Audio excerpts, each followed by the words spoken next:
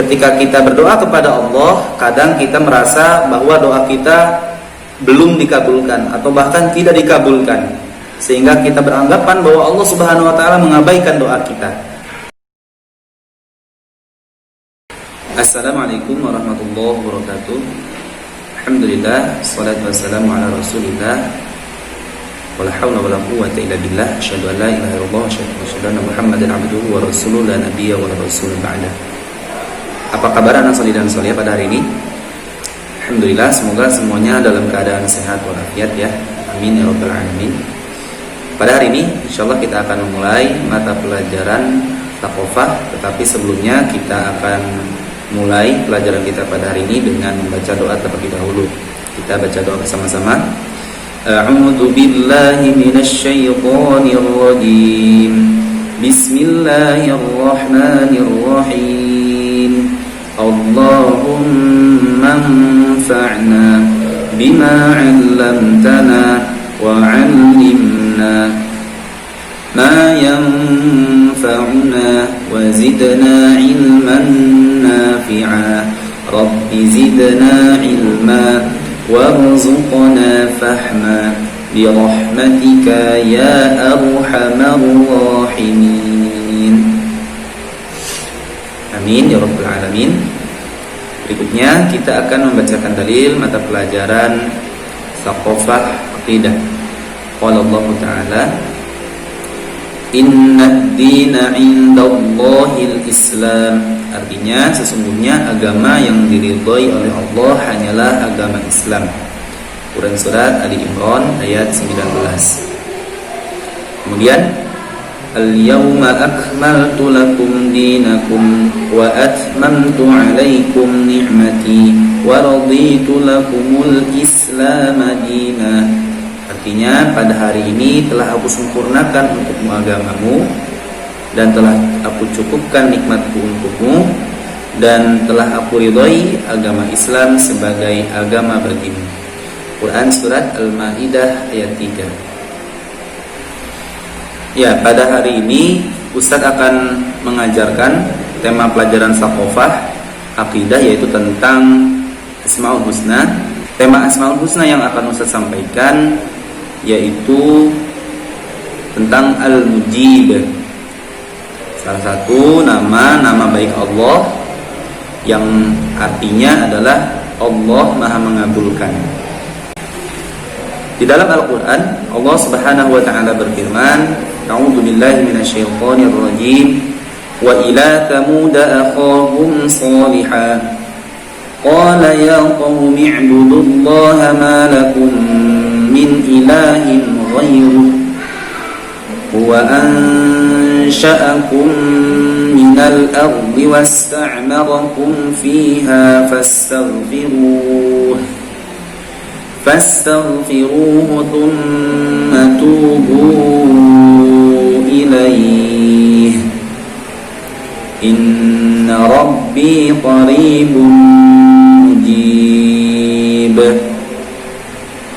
Yang artinya, dan kepada Thamud kami utus saudara mereka Shalih. Shalih berkata, hai kaumku, sembahlah Allah, sekali-kali tidak ada bagimu ilah atau Tuhan selain Dia. Dia telah menciptakan kamu dari bumi atau tanah dan menjadikan pemakmurnya. Karena itu mohonlah ampunan kepadanya, kemudian bertobatlah kepadanya. Sesungguhnya Rabbku, yaitu Allah Subhanahu wa ta'ala, amat dekat rahmatnya, lagi memperkenankan doa bagi setiap hambanya.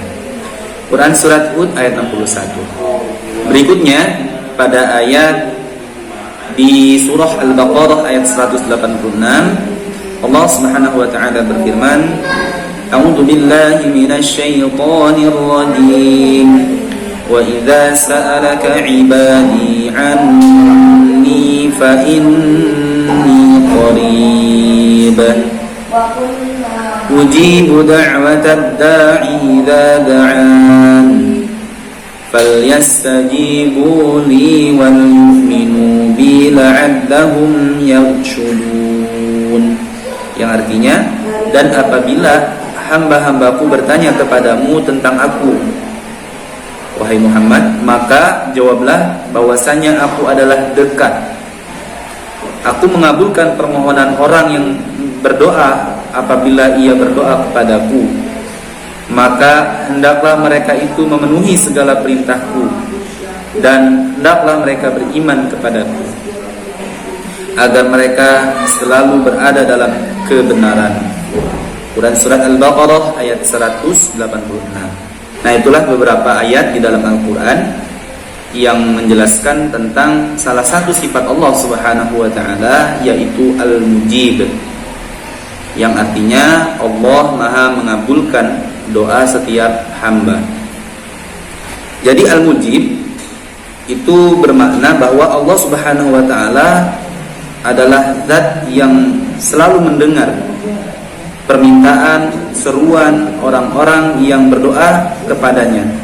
Dan Allah Subhanahu wa ta'ala Maha mengabulkan permohonan orang-orang yang meminta, dan Allah Subhanahu wa ta'ala tidak akan membuat orang yang meminta kepadanya, orang yang berdoa kepadanya itu menjadi putus asa.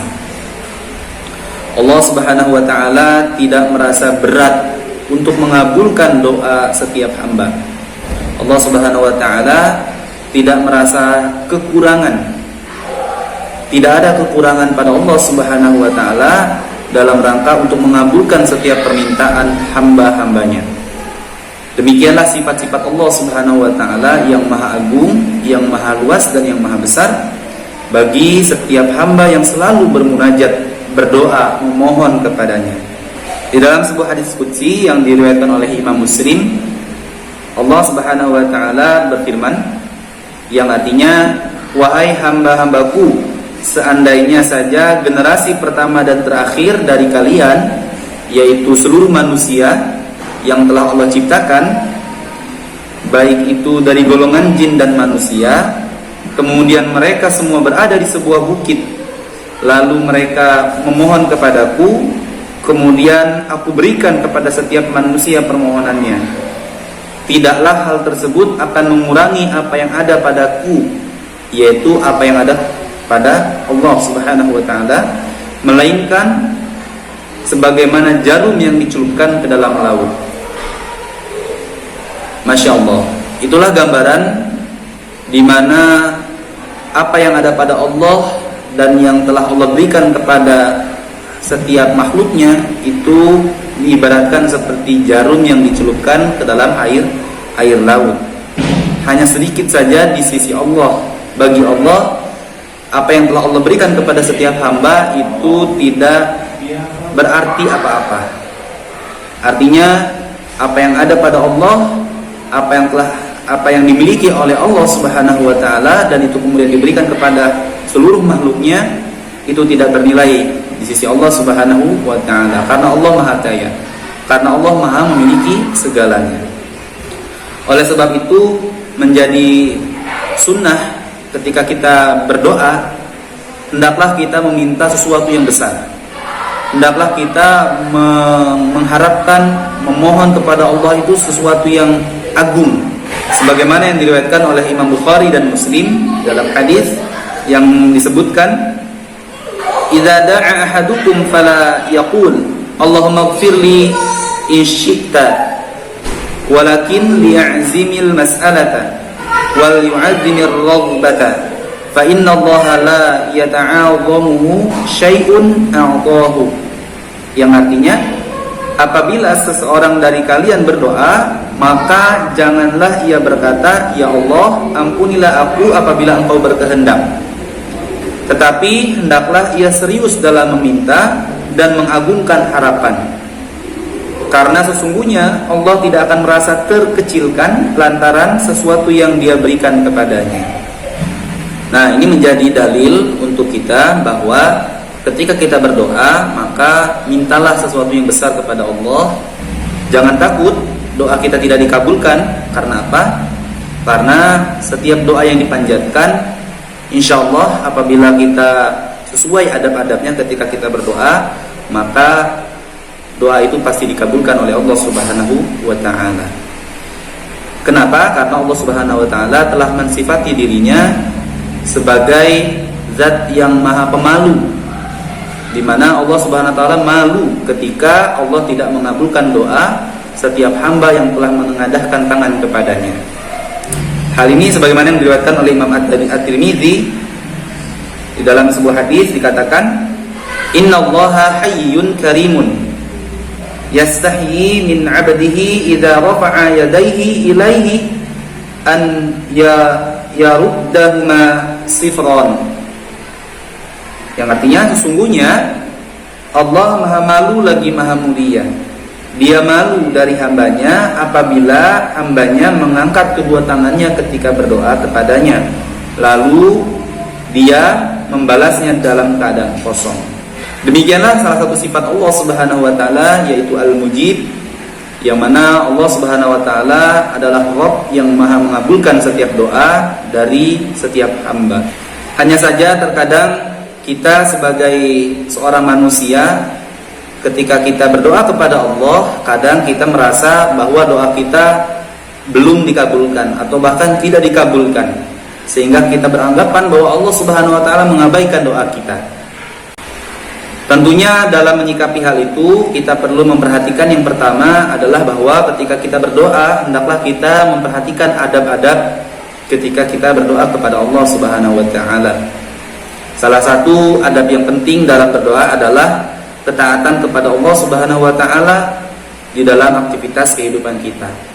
Jangan sampai kita melakukan banyak kemaksiatan dan memakan makanan yang bisa menghalangi doa kita. Dalam sebuah riwayat dikatakan, ada orang yang sedang dalam perjalanan, kemudian dia dalam keadaan lusuh dan dalam keadaan berdebu.